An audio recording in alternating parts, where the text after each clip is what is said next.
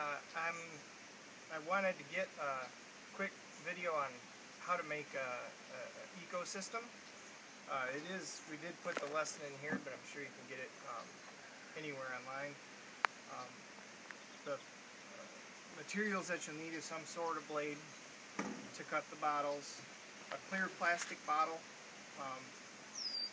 You can use a variety of different colors, but the clear ones are a little bit easier. Some clear, thick packaging tape. We don't have all the resources here, but my goal was to get this out in June, so I wanted to make sure I got it out. Some garden soil, some grass seed, and some gravel. And some of the things that we have out here today, we're kind of just using for effect.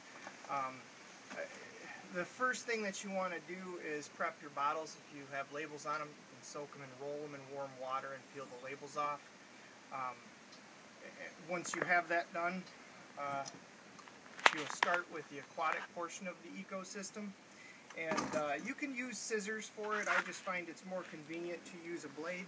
Now the trick in doing this particular part of the building the ecosystem is to take it just beneath the edge of this bottle. So for the bottom part of your ecosystem, you're going to take the bottle right about there. So I'm going to go ahead and do that. I'm going to follow it all the way around.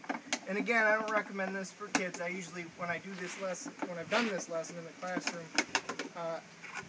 I set up stations where adults are handling, of course, the blades, or scissors, even if they're doing that. So this would be the aquatic portion of your ecosystem. Now, it's a bag of plain old fish tank gravel. And this actually kind of gives it a base. Sometimes you can actually put a nice big rock down there, but you want to have that, that kind of helps build up the bottom part of the ecosystem. And I also recommend putting in some chlorine neutralizer, or letting your water sit overnight before you put anything in it. Now, like I said before, some of this is just for effect. And I have some duckweed actually from our lake here that I'm going to put in there. I also have some other kinds of weeds. And the reason I put this in right away is it does start to help break down the chemicals in the water and kind of clean up the water and put oxygen in the water for the fish. Because then after a day or so sitting like this, you can go ahead and put your fish in and seal the thing completely up. Next thing I'm going to do, which you could do all this kind of in the first day except for the terrarium portion, this is going to be the spacer. And the spacer, you want to make sure that you start somewhere down here, not where you did on the aquatic portion of the ecosystem.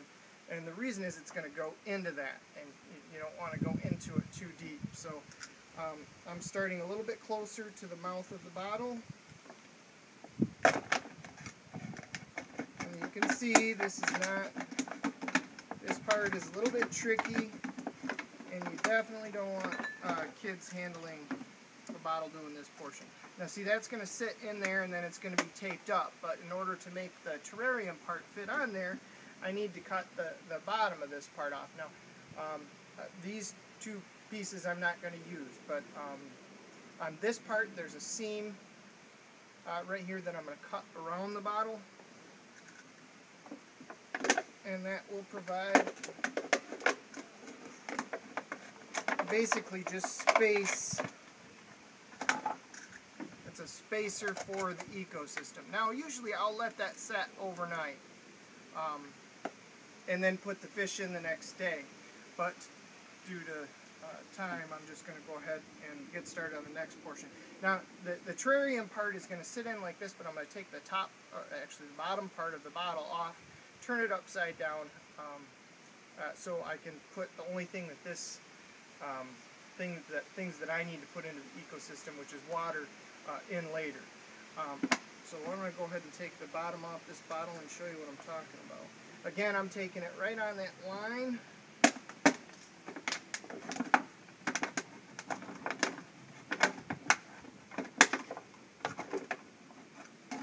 Now the only thing when you're done that this ecosystem should need is sunlight and water. Again, the aquatic portion of the ecosystem. Here's just a regular cap. I saved the cap, but I drove a little hole through there. Not enough to let dirt pass through, but large enough to let some of the nutrients from the soil that are broken down pass through. So I'm going to go ahead and put that, actually I'll put some dirt in there first. And again,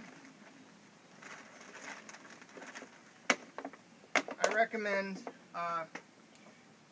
excuse me, down here, the smaller the minnow, the longer the length of time it'll last in there. And the smaller the cricket that goes in here, the longer it lasts. And then you sprinkle your grass seed in there. And we'll also put in a little bit of, I don't have the cricket or the minnow, but we'll put in a little cricket food. And you'd be surprised how fast that grass starts growing. Now down in the bottom here, we need to puncture holes in each one of these little things, and that's where we'll put the water. And again, I don't recommend letting kids use a blade.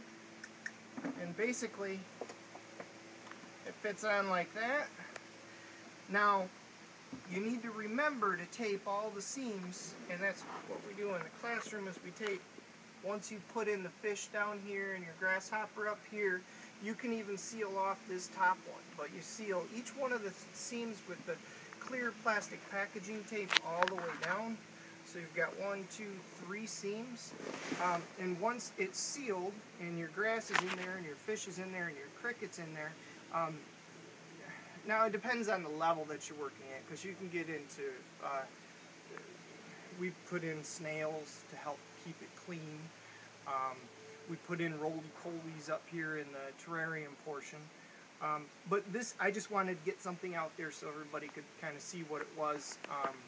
And it's a fun project to do with your kids over the summer. So you put your water in up here, and that we usually water it before we put the cap on, but you can see it kind of represents the clouds in the sky raining down to the earth. The seeds that are in the soil will sprout very quickly. Might have put a little bit too much dirt in there, but then the crickets will eat the grass and keep it trimmed up, and then what they've broken down from the grass will eventually seep down here, which will feed the Aldea or the seaweed of your choice, provide it nutrients to grow, and then the little fish will eat the Aldea and keep that trimmed in the aquatic part of the ecosystem. And that's our ecosystem project from my wife and myself, and in our book, Liam and Lila. I hope you enjoyed it. I hope you get a chance to try something like this over the summer. Again, you can use a variety of different bottles. I just like the clear ones because it's a little bit easier.